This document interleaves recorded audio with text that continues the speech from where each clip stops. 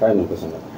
राजापूर नगर परिषदेची सार्वत्रिक निवडणूक 2025 2 डिसेंबर रोजी होत आहे आणि आम्ही त्या निवडणुकीमध्ये मी सर्व माझे 20 उमेदवार घेऊन उतरलेली आहे. माझ्या दृष्टीने ही निवडणूक ही फार प्रतिष्ठेची आहे, कारण या ठिकाणी मी सगळे जे उमेदवार घेतलेले आहेत ते यापूर्वीपासून या शहराची सेवा करतायत, शहरातील सर्व नागरिकांना मदत करतायत. त्याच्यात माझा मुलगा पण आहे. आम्ही मायलेक दोघेही आहोत. माझा मुलगा 6 नंबर प्रभाग क्रमांक 6मधून उभा आहे आणि मी नगराध्यक्षपदाची उमेदवार आहे. मी माझ्या राजकीय कारकिर्दीला राजापूरपासून सुरुवात केली. पहिली मी राजापूरची नगरसेविका होते. 2 टर्म अपक्ष नगरसेविका म्हणून निवडून आले. नंतर मी 2001मध्ये लोकनियुक्त नगराध्यक्षपदाची निवडणूक लढवली, बहुमताने जिंकली.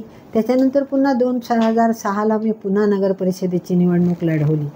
मला या राजापूर शहरवासियांचा इतकं प्रेम मिळालं आहे, इतका आदर मिळाला आहे, इतकं मिळणं हे फार भाग्याचं लक्षण असतं आणि त्यातीलच मी एक भाग्यवान आहे.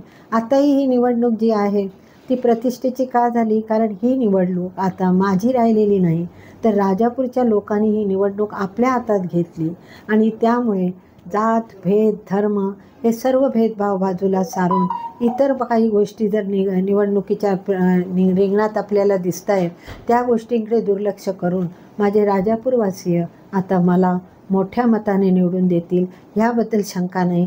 कारण राजापूरचा विकास हा एकच माझा ध्यास आहे आणि तो मी राजापूरच्या जनतेच्या आशीर्वादाने पूर्ण करेन.